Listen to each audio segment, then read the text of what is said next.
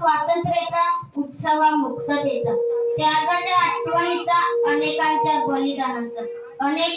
बलिदानाचा सर्वांना माझा नमस्कार. आज आपला स्वातंत्र्य दिन आपण सर्व भारतीय हा दिवस मोठ्या उत्साहाने व आनंदाने साजरा करीत आहोत.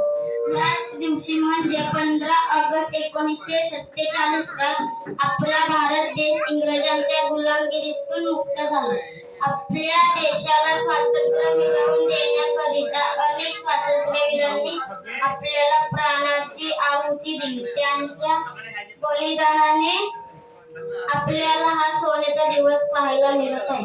भगतसिंग, सुखदेव, राजगुरू, चंद्रशेखर आझाद, सुभाषचंद्र बोस, स्वातंत्र्यवीर सावरकर इत्यादी अनेक स्वातंत्र्यवीरांनी स्वातंत्र्य हातात घेऊन इंग्रजांना भारतातून जाण्यास भाग पाडले. महात्मा गांधी, सरोजिनी नायडू, सरदार वल्लभभाई पटेल, पंडित जवाहरलाल नेहरू इत्यादी अनेक स्वातंत्र्य सैनिकांनी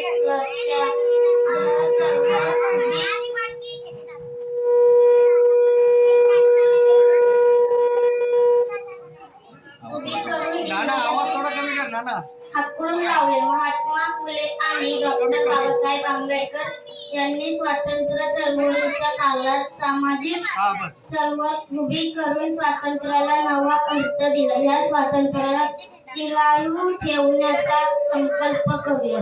शेवटी जाता जाता एवढेच म्हणेल, ना जातीसाठी लढले ना धर्मासाठी लढले, ना जातीसाठी लढले ना धर्मासाठी लढले, शूर भारतीय वीर फक्त देशासाठी लढले, फक्त देशासाठी लढले. एवढे बोलून मी माझे भाषण संपवतो. बोला भारत माता